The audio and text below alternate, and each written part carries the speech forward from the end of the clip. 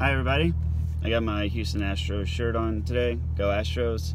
Not because the Astros are really doing anything, but because they gave it out for free at work, so I'm wearing it, wearing my free shirt. I want to talk about something that I've been seeing a lot lately, and that's the dangers of trying to armchair diagnose somebody as being narcissistic. More and more I see people saying, you know, they come into a support group and they say, hi everybody, you know, I've been going through a number of situations for years. I finally just recently discovered narcissism. All the pieces seem to fit. I had no idea he or she was a narcissist, but now so much more in my life makes sense. And let me be the first to say congratulations, and you know, I wish everybody the best in taking control back of their lives. But I've also seen more than once where I think that an armchair diagnosis of somebody else is always a very risky thing to do. Even an armchair diagnosis of yourself. It's risky because narcissism and every other disorder is a very complicated solution. There's not an easy diagnosis. It's not like diagnosing somebody's hair color or their hairstyle. Like, these are very complex disorders and conditions that have significant overlap with other disorders and conditions. You can end up with somebody who has attributes of, say for instance, if you believe somebody's a narcissist, they may not actually be narcissistic, they could be borderline. Or you believe somebody's an overt narcissist, they could be histrionic. If somebody's a compulsive liar, they could easily be ADHD. Or they could be a combination of it. Depending on the attributes of this person determines the disorders. And I want to make sure that you understand what a disorder is. A disorder really is just a collection of personality traits. So we all have our personality traits. You know, somebody's talkative, I'm talkative for sure. You know, some people tell a lot of lies. Some people like to play victim a lot. You know, some people think that they're hot shit. There's personality traits of everybody. You can be intellectual, you can be intelligent, you can be athletic. And so out of all of these personality traits, the traits that cause disorder in our lives, the traits that cause problems, that have negative results and tend to detract from the quality of your life and or the lives of those around you, those are quote unquote the disorderly traits, because they sow discord into your life. And so everybody has disorderly traits, because in and of themselves, it just means, you know, the bad things about you. Everybody has the good and the bad. Simply put, everybody has a mix of good and bad traits. And whenever I say bad traits, it doesn't mean that you're, you know, necessarily, you know, whooping people up or ruining people's lives. It just means that it's not great. It's not great. It's not something good. You shouldn't do it.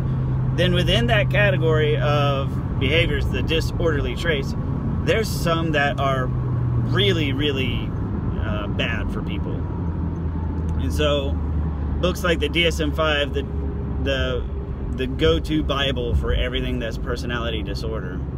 The DSM-5 attempts to collect and organize and sort through the biggest and the baddest disorderly personality traits. So it sorts them into 3 clusters: clusters A, clusters B, clusters C. But the thing is, if you have a personality trait that's in cluster A, you're also going to have traits in cluster B, and you're going to have traits in cluster C. And that's basically and typically true of just about everybody. You could just have one trait in each cluster, or a lot of traits in one and very few in another. But for the most part, there's really nothing that prevents somebody from having bad traits in all three clusters. It's just how it is. And the sun's out and I'm super white. So here's what I'm getting at. Regardless of whether or not you're dealing with somebody who is narcissistic, or someone who's a borderline, or a sociopath, or a psychopath, you don't need the clinical diagnosis. Now, I'm glad that you're here on this channel, but this is very important. The diagnosis doesn't matter, because ultimately what you're dealing with is emotional abuse and emotional manipulation. That is the behavior that negatively affects you. Is the emotional abuse, the emotional manipulation. Anybody can do that. Anybody can be manipulative. Hell, just go to your nearest 3-year-old to 50-year-old shit. People like to manipulate people. I mean, they don't like it, but they do it. And so that's very important for you to recognize. Just because somebody is emotionally manipulating you doesn't make them narcissistic, and it does not make them borderline. It makes them manipulative. It makes them abusive. And emotional abuse and emotional manipulation are their hallmark characteristics of narcissistic personality disorder. They can be hallmarks of borderline. Bipolar personality disorder falls in there somewhere. There a lot of times people are misdiagnosed as bipolar, or because more and more professionals are they don't give people the diagnosis if somebody's narcissistic. More times than not, they do not hand down that kind of diagnosis. Why? Well, because if you go to see a counselor and your counselor tells you that you're a narcissist and all you care about is yourself, damn, like what's that gonna do? Like you're gonna leave the counselor, you're gonna refuse treatment. So more times than not, when somebody is told that they are narcissistic and they are the problem, they're like, you know what? I don't like you anymore. And they're going to disagree with the therapist, and then they're going to leave therapy, right? So you can't help somebody if they don't go. So in any case, you know, what do you do about this? And what is the point I'm trying to make? The point is, take a step back in trying to fully diagnose this other person. It's not your place to clinically diagnose someone.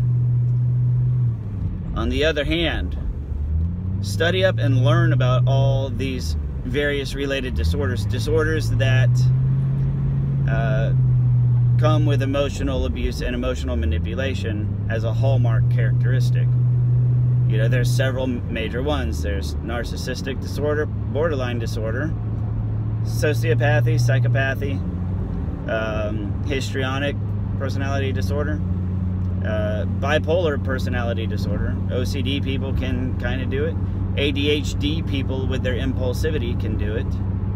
And there's a number of disorders that carry this one same behavior. Can be or is a hallmark characteristic of them. So you're gonna drive yourself nuts if you focus too much on getting the clinical diagnosis right. What you need to focus on is the manipulation, the toxicity, and how to get rid of these people. And ultimately, here's the thing. You're in a toxic relationship. You don't need a clinical diagnosis to know that you're in a toxic relationship. Toxicity is pretty easy to diagnose. Are you happy? No? Well, shit. It's toxic. So it's very easy. And I want to encourage you to not over-focus. Don't over-focus on trying to get a copy of the DSM and fully map out this person in your life. It can help, don't get me wrong. I'm not saying it's worthless and useless. What you need to be focusing on is several things. Number one, recovering from the emotional abuse, separating yourself from the emotional abuse. If you're with somebody who's emotionally abusing you, they will not stop. They're not going to. They just don't. They don't stop. They don't change. The best and the only method of dealing with somebody who's emotionally abusive and manipulative is to cut that person off completely, leave, put physical, mental, emotional separation between you and this person. Go strictly no contact. There's absolutely no way to continue having contact with someone who's manipulative and keep your sanity. Every time you break no contact, you give them an angle to work. So you have to stay no contact. It's the only way to fully recover and to make any sort of positive progress towards healing. I guess I should say it's the only method that is known to be effective. It's the most effective method. Now, if you can't go no contact with somebody, like if it's a boss or a coworker or a roommate, or maybe you're still married or living together and you have to deal with this person, then use the gray rock method. I've got a whole playlist on it. It's pretty easy. You just be dull, boring, docile, and dumb. So, and they don't find you interesting and they leave you alone. So anyways, thank you very much for listening. I wish you the best. Check out the other playlists. Look into the cycle of abuse. I've got a playlist on why narcissists abuse their loved ones. I've got a playlist on neuroscience of abuse, and I have a list of the narcissistic playbook, the 9 manipulation tactics they commonly use. Check those out. There's a lot of good information in there. But again, don't sweat the diagnosis, because if you're here and your partner's not a narcissist, much of this channel will still work for you, because the problem really isn't narcissism. The problem is the emotional abuse, and that's primarily what this channel focuses on. So thank you very much for listening. Please like, comment, or share, and I will see you on another video.